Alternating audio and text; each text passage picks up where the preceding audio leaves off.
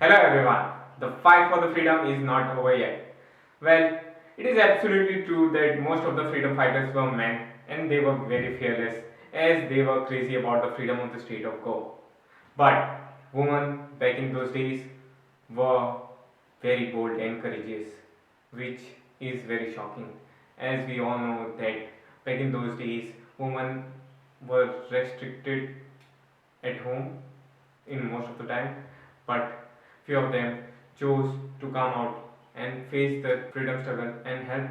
I know y'all are very bold and courageous as y'all are getting beautiful day by day with the application of Asian paints which have made y'all look better all the time 24 by 7, but only on Instagram. Y'all are so courageous that nobody will argue with y'all because y'all have been grow up watching actresses fighting with their in-laws, which have made y'all a cutting-edge technology in today's scenario. So it is better to not to argue with y'all. But that's not all. I appreciate your riding skills. Y'all are very good riders, and your brain works faster than my 5G internet. For sure. I don't know how y'all can do that. And for sure, y'all are very good multitaskers as y'all need hospitality service at your home when you are watching TV programs, everything y'all need at your fingertips. So, for the time being, I'll just keep y'all aside for a few minutes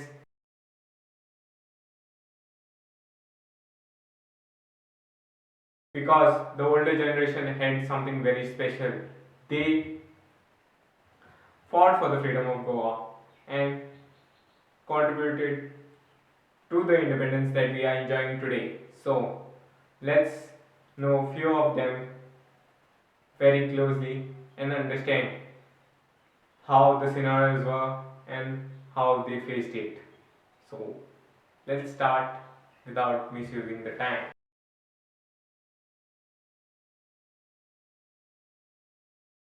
Srimati Pramila Baikan Zamoligar was the first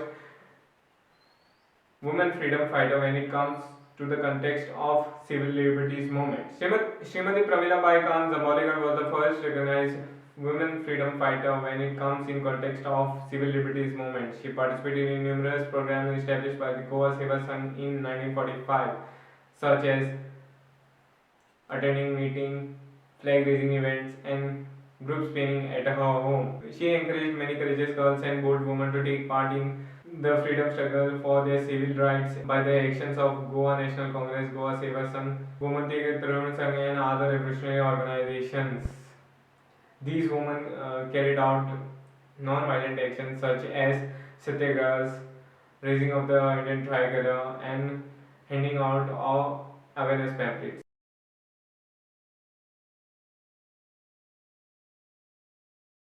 Mitra Bir, a Goa freedom warrior and a activist for education. She was sentenced to 12 years imprisonment when the state was still a Portuguese colony. She was wed to Madhavar Bir, a Gandhian and a former Goa assembly member. She eventually established girls' school in Varem, Margao, Kakura and other places in Goa, as well as adult and professional educational institution for women. She kept doing all her good work during her lifetime until her demise in 1978.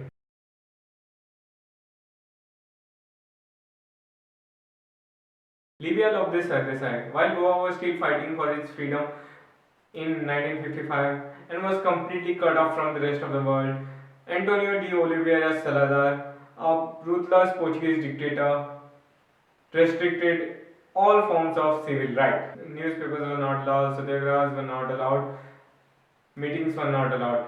In fact, information that undermined any Portuguese bias were not allowed to surface. In fact, people were shot at gunpoint to end peaceful protests. This is when a covert radio station was established in Amboli, a small town outside the borders of Goa.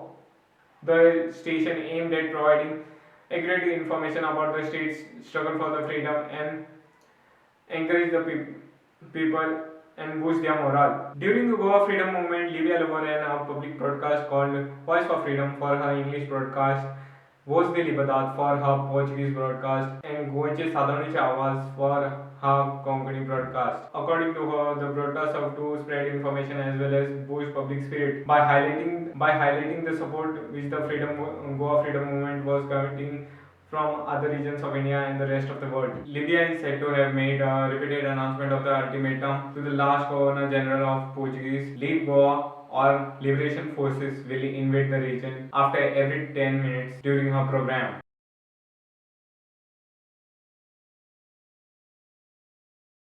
Srimati Saudra Rai was born on 30th April 1919. She was a prominent woman freedom fighter and was also present during Goa liberation movement in 1955. This brave and patriotic woman led the Goa liberation movement very boldly, holding the Indian national flag. Her contribution for the liberation of Goa will never ever be forgotten. Being one of the pioneers of the Goa liberation movement, she was also a very strong advocate of women's rights. During Portuguese rule, women could participate in satyagrahas and political meetings because Portuguese had abolished polygamy and sati. However, women were asked to attend meetings, join satyagrahas, and were even not allowed to have any political discussion in their own house.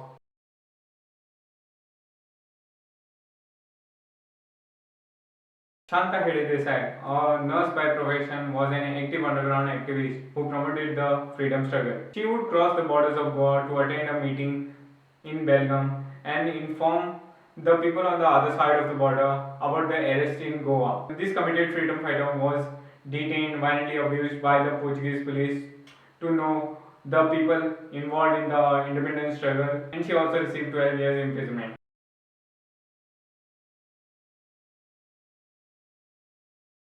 Suryakanti Fardesai, she was an Indian National Congress member. She was offered Satyagraha on 17th February 1955 under the leadership of Lakshmi Paingankar at Margao. She was detained. She received 3 years imprisonment and 15 years suspension of her political right.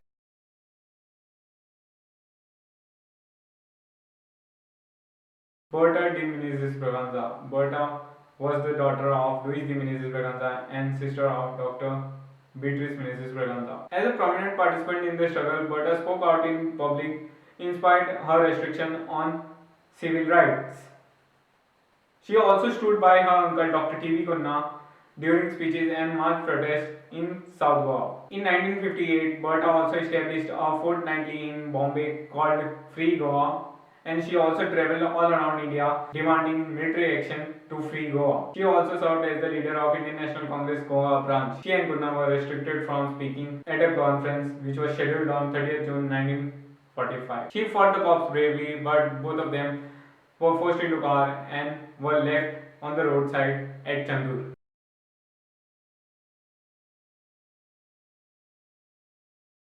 Beatriz de Menezes Braganza, as a member of Goa Youth League and later Indian National Congress, Beatriz de Menezes Braganza organized procession in Bombay for Goa. She was a brilliant scientist who earned her MSc and PhD degrees. Her later affiliation with Tata Memorial Hospital did not give her much time for her political action, but she did not miss an opportunity to advocate Goa at meetings she attended.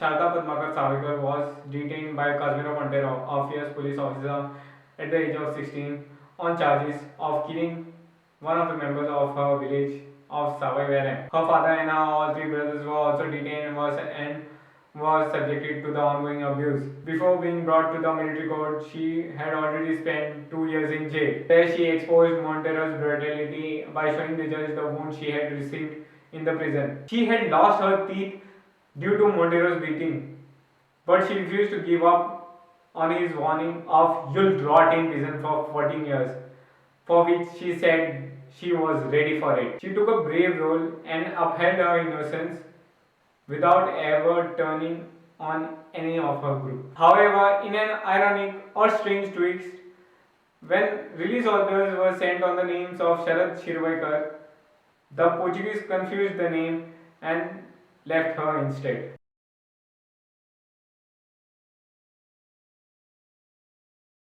Dr. Laura D'Souza Rodriguez. She ceased practicing medicine in order to join the Goa Freedom Movement. She participated actively in Bombay Pradesh Congress Committee's operations. She presided over Mumbai chapter of Goa Women's Association. She was a fervent advocate of Goa Liberation Movement and also the editor of English Monthly. And here are some few more names who also gave momentum to the struggle.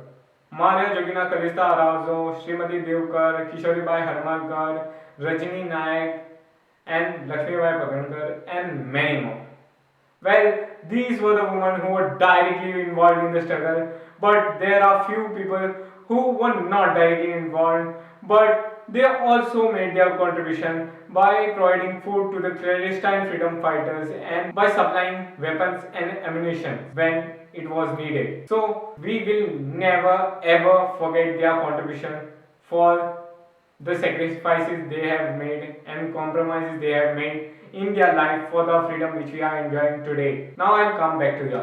So, modern woman, I want you to fight like a warrior, like Wonder Woman. Fight for your right, fight for your safety.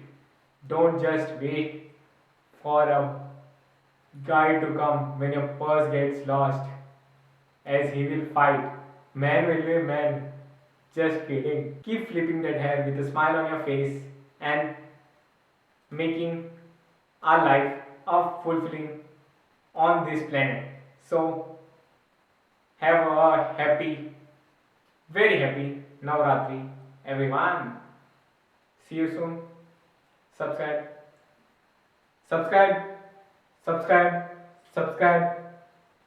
Otherwise, I won't give you attendance and you won't be able to write your exam. So please do so as soon as possible.